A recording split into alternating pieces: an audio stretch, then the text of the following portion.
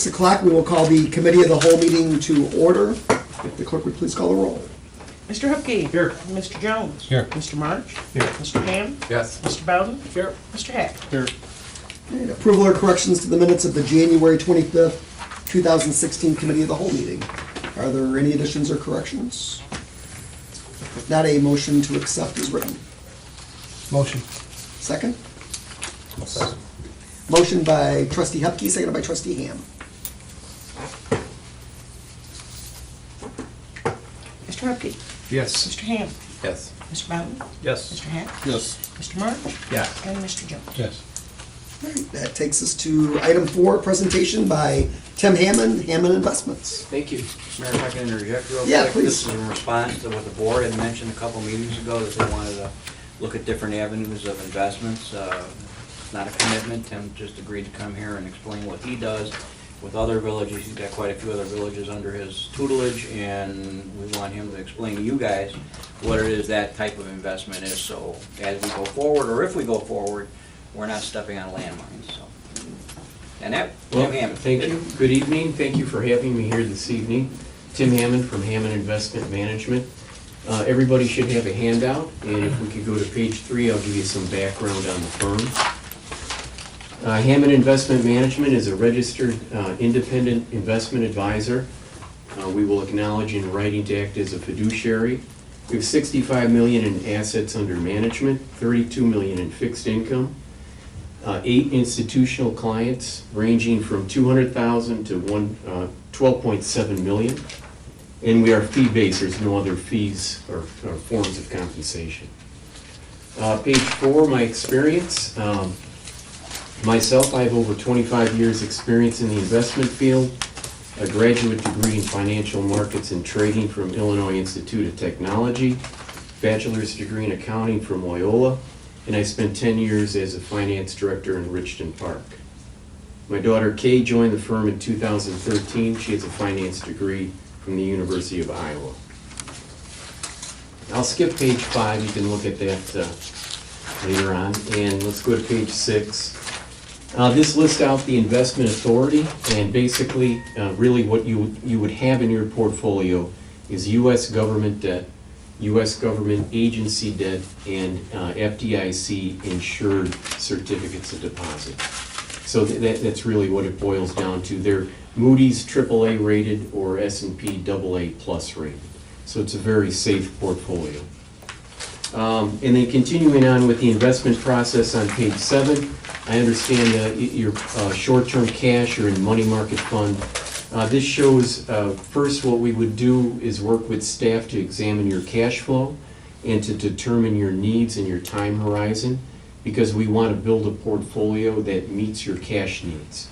And then what that would determine where we would go on the yield curve or our duration, and duration is average maturity when you take into account interest rate flow or interest income flows. And then we would rebalance that as we move forward, as we had maturities, working with staff to find out if you had any capital needs or needs for the cash before we reinvest it. So that gets us from the cash to the portfolio. In page 8, it's a simple diagram, but it's kind of adding to what I just mentioned. You have your assets right now, and it's really critical to understand what you need to keep liquid and then what you can invest. Now, the investment portfolio is liquid, but you do not really want to go buying and selling because you'd lose money on the bid-ask spread. So when you invest, you'd really like to hold it to maturity, and we really hold most of our clients' fixed income until maturity. And so then once we decide with staff how much money can go into the portfolio on page 9, this municipal portfolio we like to have in the 1 to 3 year range. So 25% of the portfolio would be under 1 year, 50% would be 1 to 2 years, and then 2 to 3 years would be 25%. Page 10, the duration, the fixed income investment process continuing.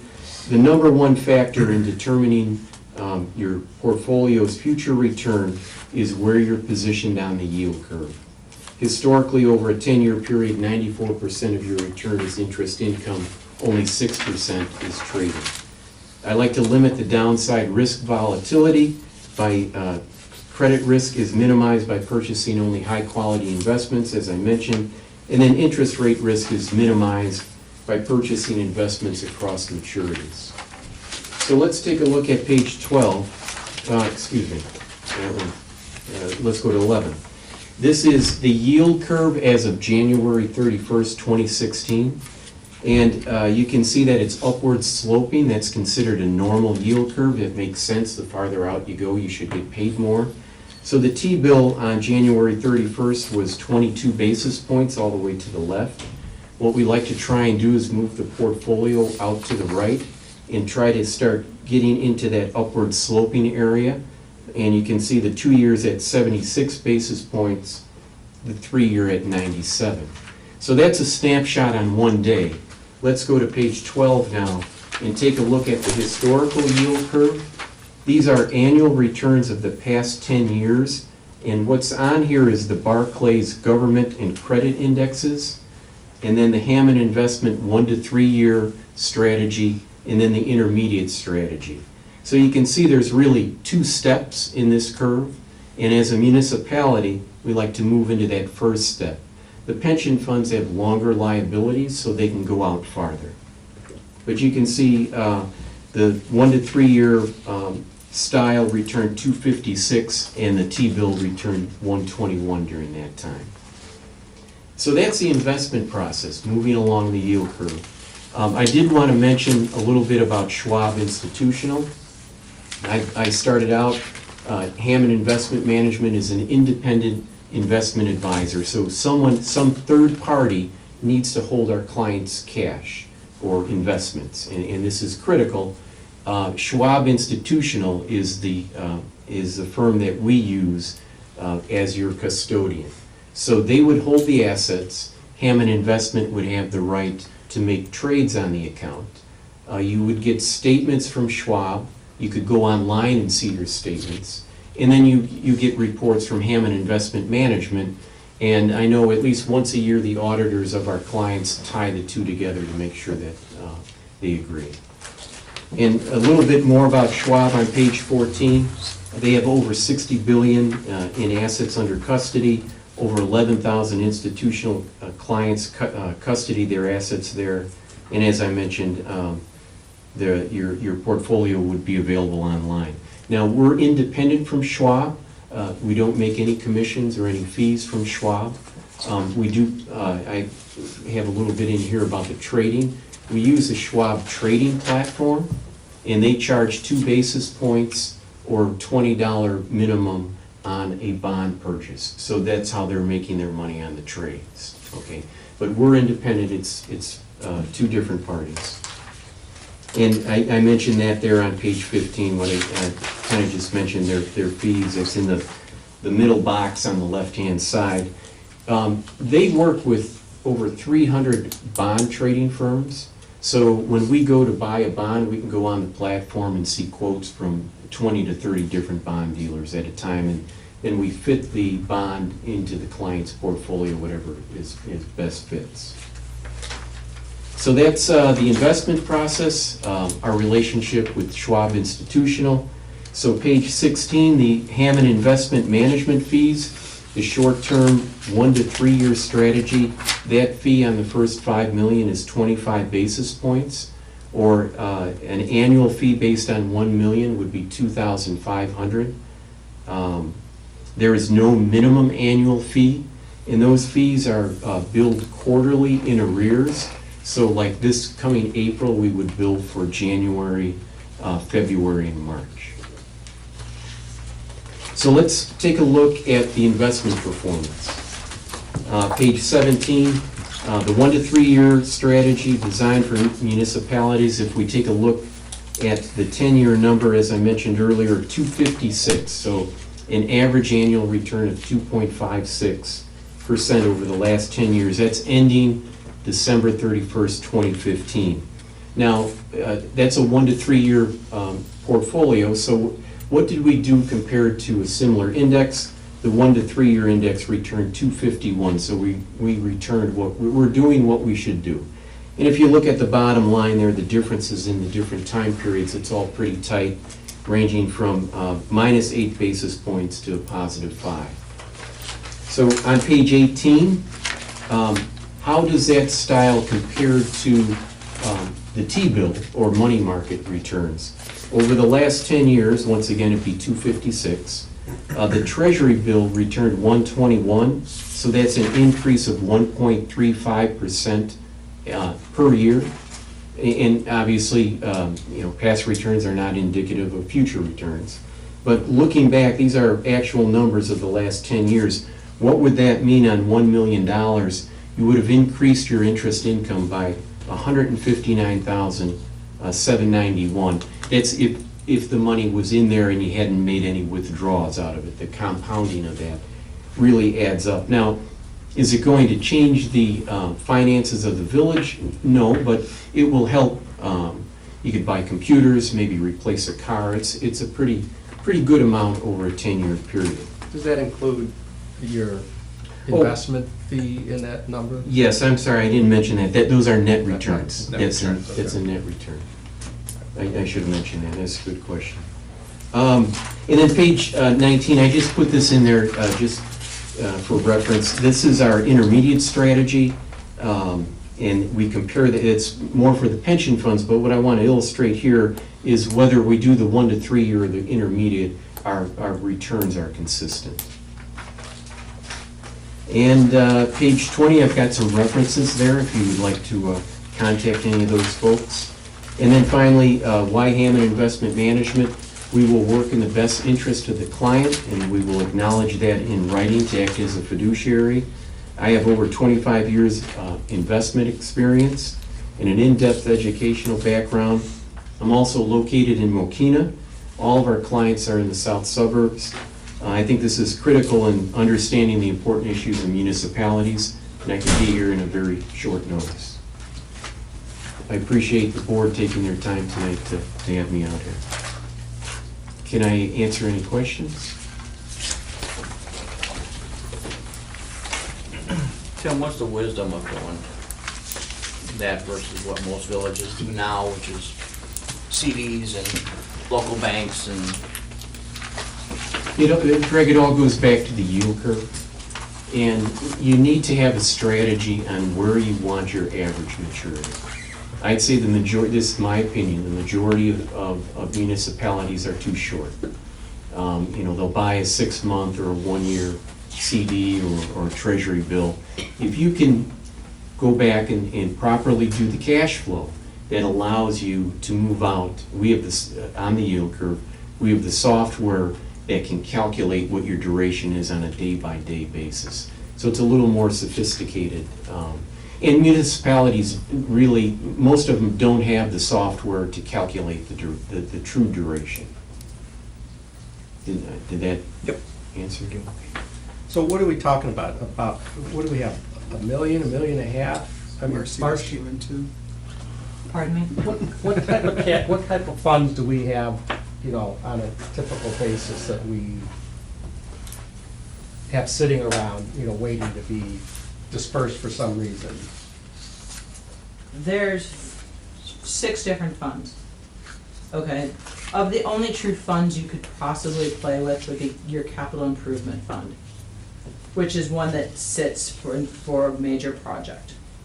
My general fund has too much fluctuation in it. There are times when, yes, it's very, very, very heavy, but right now, we're very, very low because we won't see any real estate taxes until the end of May. So you'll shortly see that start to dwindle down because we're going through it. Water and sewer I wouldn't touch right now. Jim needs to bulk that up. If something major were to come, he wouldn't, we'd get in trouble with fees pulling it out too early. So really, your capital improvement fund would be the most, and there's $640,000 in there. So, Mr. Hammond, would you be able to work with the staff, like you said, on cash flow and kind of figure out, Marcia, when we need money, you've been doing this long enough, right? Mm-hmm. And so, is that what you're talking about? You've come up with a plan? Yes. In the municipal investment portfolio, given the tax, the fluctuation of the general fund and the tax payouts, the property tax payouts, especially in Cook County, are often delayed a long time. So we have maturities, a lot of maturities in January, February, and then August, September, so prior to the time when the cash flow could be low. Did that answer your question? I think so. I guess, is there some way that you could maybe look at what we have now and come up with a proposal of Oh, what? sure. You know what I'm Yeah. saying? Instead Yes. of, this is all nice, but until we see what our situation is and talking with Marcy about, our needs. Right. I think that would be great. That'd be a good education for all of us.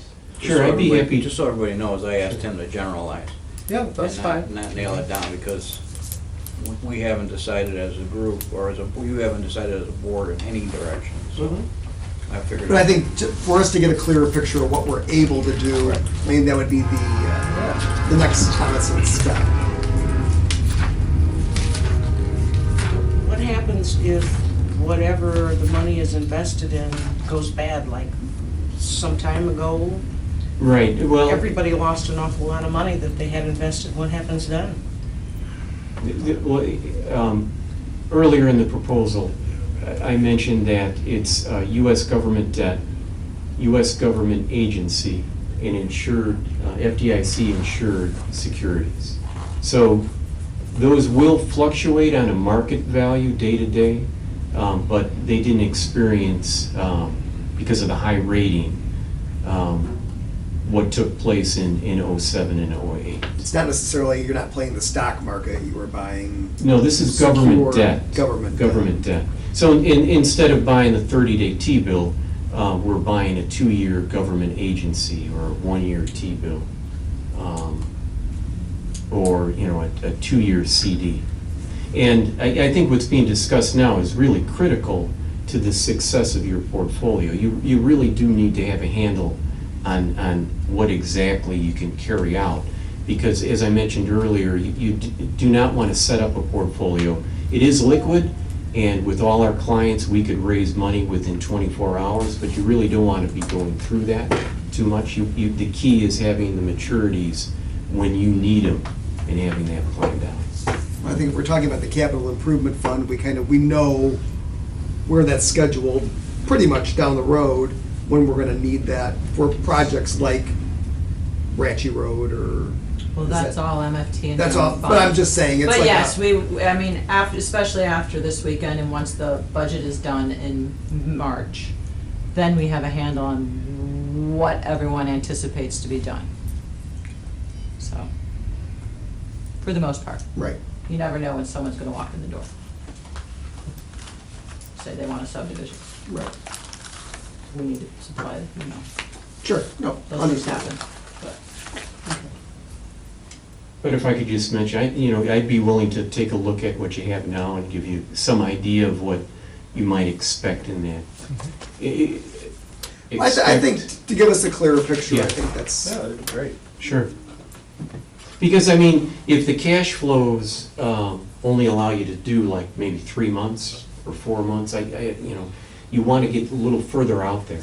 I think just the discussion from the board was we want to do, if we can do a little bit better, we can do a little bit better. I mean, it's anything that we can do. Because right now we're getting zero, basically. A little bit better Yeah, with it's mitigating tough the risk. short. Yeah. Yeah, it's really tough.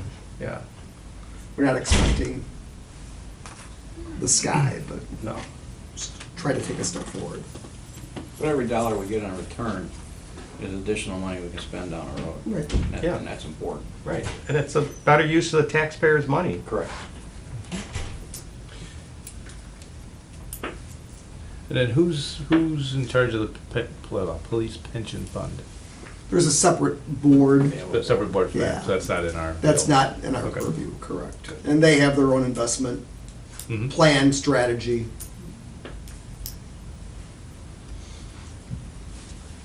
How long do you think that would take to put that together? A couple weeks or a month? No, I could do it fairly quick. Okay, Yeah. so I'll put on an agenda next time? Yeah, we can do that. Yeah. I think, as Or- Marcy said, let's get through I think we need to get through the budget. Let's get our budget kind of laid out, and that's gonna give Mr. Hammond a little more information. So maybe not the next meeting, but the meeting after that at least. On the committee of the whole, anyway. Yeah, Yeah. yeah. So we could probably have it on the next committee of the whole meeting Perfect. to talk about. Have you ever had any disasters?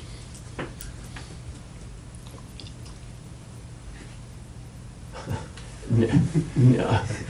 Other than, no, the answer to your question is no. Other than individual investors maybe reading too much in the daily paper and trying to make too many moves. I mean, it's really, as hard as it is, and January was tough, you really need to have a plan and stick to it. But no, as far as the governmental, institutional clients, our individual clients, no, no problems at all. No. I think if we lose money on the government bonds, we have bigger problems than a couple There's dollars. some pretty serious problems. Yeah, you know. Did you have anything, Marcy, that you want for the board or? Okay. Tim, if we, and I think I'm following along with trustee Jones said, a disaster would also mean if a tornado came through town, we'd be able to raise capital quickly. Yes, Okay. all the securities that I would have in this portfolio are marketable, liquid, could trade the next day. Okay. I mean, obviously though, you know, if there was a big, you may want to wait maybe 2 or 3 days. If you Correct. needed the money immediately, we could do that, but if there was some bump, you know, oil went really crazy, you might want to wait a day or Right. two. But we could sell, I can't think of an example where we could not sell and have the money within 24 hours. It's just that I kind of learned from Coal City what they went through, and the access to capital is very important and critical in the first week after a disaster, because all the village is going to do is spend money. I mean, that's just going to be, that's what's going to happen. And they have to have access to capital to do that. And we don't have that now? You do. You do. But I'm just saying, if we're investing with some and we need more than what we've got on hand, we need access to capital. So. Because But you you can would go take through a $1 million hit. in less than a week after a tornado. You would take a hit pulling it out early. You'd have a penalty. No, there's no penalties. It would depend on what the markets, for example, if you bought, everything that's in there is liquid, first of all. So it's US government debt, and that trades daily. That's the biggest bond market in the world.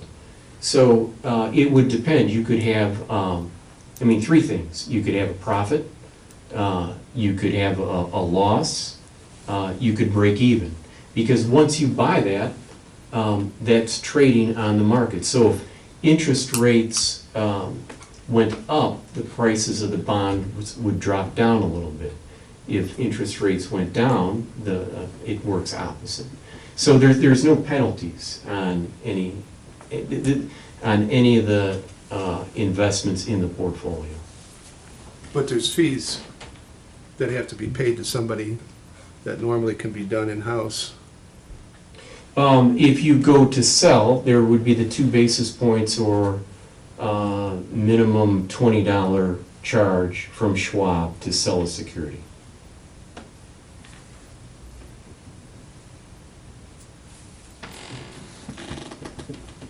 The bid ask between, on something short term, is it, how many basis points are, It's pretty tight. pretty I tight? mean, you know, Like on $1 million? on $1 million, I mean, maybe, $1,000? yeah,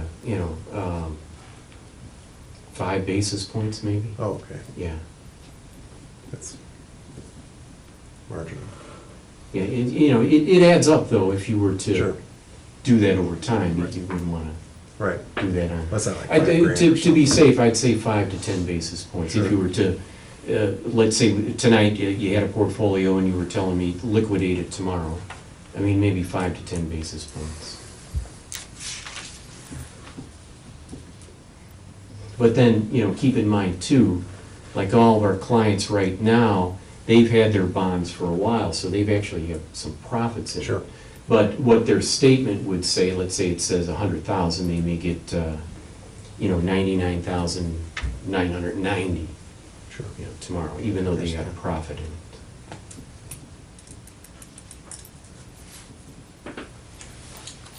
Any other questions? All right. So after we get through our little bit of the budgeting process Sure. here, we'll get back in contact. Okay. And then kind of work from that point on. I'll put them together. All right. Well, I thank you for your time tonight. I Thank you. appreciate Thanks for it. coming in. Thanks for It's coming a out. tough topic to tackle, and not a lot of municipalities take the initiative to do it, so it's, good for you guys. Thank you. Thank you. Thanks, Tim. Thanks. Anything else for the committee of the whole? Discussion?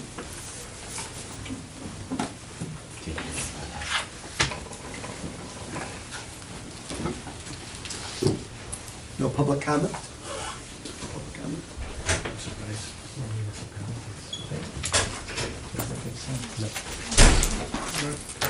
Yes, sir. Is there a schedule been set ahead of these street signs that are being replaced, the green ones? the Right, blue that's ones? been on is it a 3-year? Want that? Yeah. Yes, I believe. I think it was a 3-year, and I don't, are we on the 3rd year of the street signs? This should be the last one. They just bought the last of them. Right, 'cause there's a bill. Yes, in- that's the last of them to go up this year. Yep, they just ordered it, so, This is the 3rd and final yeah. year. Although I think Bob is still budgeting for some street signs in case for damage, repair, and other Right. things that come up and stuff like that, but that's the end of the big sale, or big purchase. We had a couple ladies in, well, it's been several months ago, talking about street signs out in Gull Landings. Did we do something for them? Should we? I've brought it up a couple times. Because I think, even if we don't put one of those decorative ones out there, there's a street light right there. And I don't understand why we can't put it on the street light, but I'll ask again. It seemed like she had a pretty valid request.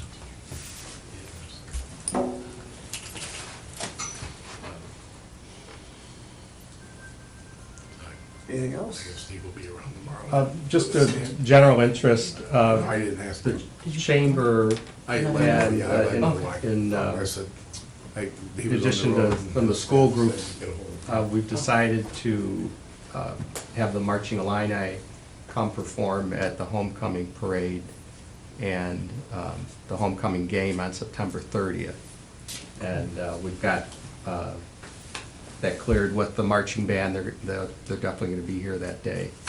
And so I think it's going to be a great event for the town. If you've ever seen a Big Ten marching band, I mean, it's pretty amazing. There's 375 kids in the band, and it'd be quite a spectacle. So clear that date on your calendar. It should be a lot of fun that day.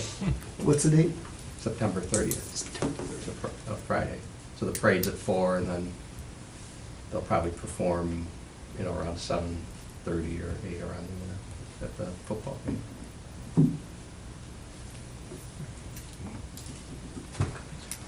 They'll take up the whole field.